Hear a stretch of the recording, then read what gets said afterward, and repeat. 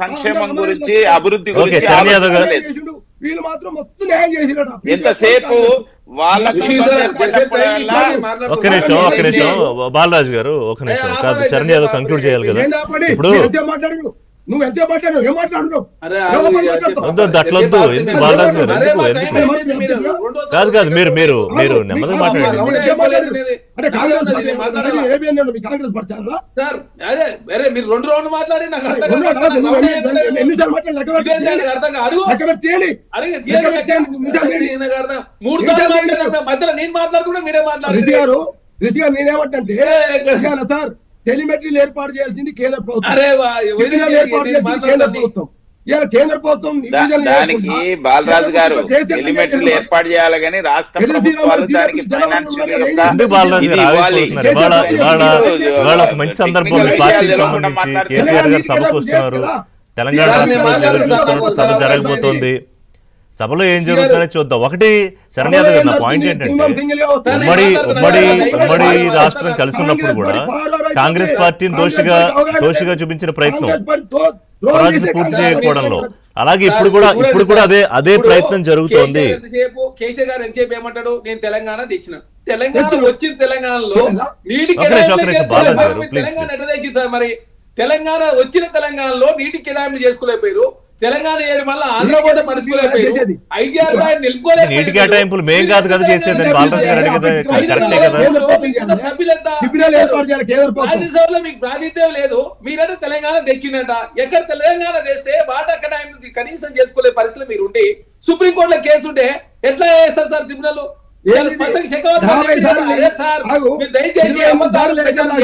ఇంకోటి సార్, పోతిరెడ్డిపాడు కావచ్చు, ఏపీ నిర్మించుకున్నాడు పడుచుకోలే కేసీఆర్ గారు.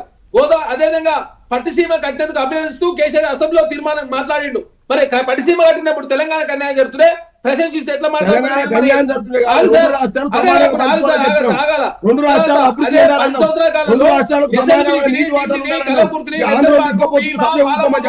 ఒక్క ప్రాజెక్ట్ కూడా పూర్తి కాలే. మీ ఆయన ఎక్కడ పూర్తయింది?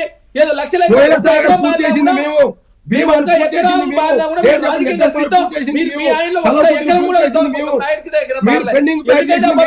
ప్రచారం చేస్తున్నారు. అన్ని అబద్ధాలు.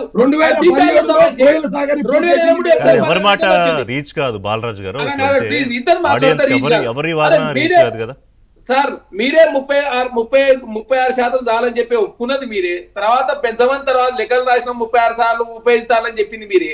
డిపిఆర్ సంబంధించినటువంటి అనుమతి తీసుకురాకపోయింది మీరే. అపెక్స్ కమిటీ మీటింగ్ లో ఒప్పుకున్నది మీరే. ఇప్పుడు ఇంకొకటి, చరణ్ యాదవ్ గారు, ఇవాళ ప్రభుత్వం ఒక నిమిషం బాలరాజు గారు కంక్లూడింగ్ చిన్న ఇంపార్టెంట్ రిమార్క్, ఒక నిమిషం. ఇప్పుడు మీరు ఇవాళ పీపీటీ ఇవ్వబోతున్నారు కదా చరణ్ యాదవ్ గారు, మన ముఖ్యమంత్రి గారు లేపు చెప్తారు, లేకపోతే ఇరిగేషన్ మంత్రి ఉత్తమ్ కుమార్ రెడ్డి ఇస్తారు అనుకుంటా బహుశా.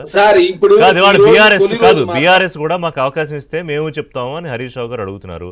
వాళ్ళు గతంలో ఇవ్వలేదు కాబట్టి మీరు ఇవ్వరా, లేకపోతే మీరు ఇస్తారా వాళ్ళకి అవకాశం? సార్ ఇప్పుడు చాలా స్పష్టంగా ఇప్పుడు ఈ రోజు మాత్రం ప్రారంభించే సభలో, అదేవిధంగా ఎమ్మెల్యేలు చనిపోయిన వారి మీద కూడా వారి సంతాప తీర్మానం కావచ్చు, దాని తర్వాత బిఐసి మీటింగ్ కూడా జరగబోతా ఉంది. ఈ రోజు నాకు తెలిసి చర్చ ఉండకపోవచ్చు. 1-2 తారీఖుల్లో ఖచ్చితంగా 1-2 తారీఖులో కృష్ణానది కావచ్చు, గోదావరి జలాల మీద ఖచ్చితంగా చర్చ జరుగుతుంది. ఇక్కడ మేము దయచేసి మేము ఒకటే కోరుతాం, కాంగ్రెస్ పార్టీ మాట్లాడుతుంది, బీఆర్ఎస్ పార్టీ మాట్లాడుతుంది.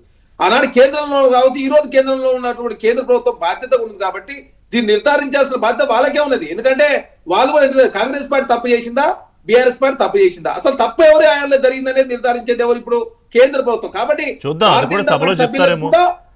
భారతీయ జనతా పార్టీ సభ్యులకు కూడా బాధ్యత ఉందని చెప్పి మేము గుర్తు చేస్తా ఉన్నాం. బాధ్యత, ఎందుకంటే ఇది రోజు కొట్టినే రాజకీయ స్టేట్మెంట్లు ఇచ్చి ఎవరినే చేసుకునే కాదు. కాంగ్రెస్ పార్టీ తప్పే ఉంటుంది, భారతీయ జనతా తప్పే ఉంటుంది, కేంద్ర ప్రభుత్వం తప్పుందా లేకపోతే బీఆర్ఎస్ పార్టీ తప్పుందా? అందుకే అందరి బాధ్యత ఉంది కాబట్టి అన్ని అవకాశం ఇచ్చి అసెంబ్లీలో మీరు ఆడలేక ఇద్దరు మధ్యలో ఓడా అని చెప్పి కేంద్ర ప్రభుత్వం అట్లా కాదుగా, మీరు గెలవలేదు కదా అని చెప్పేది మీరు.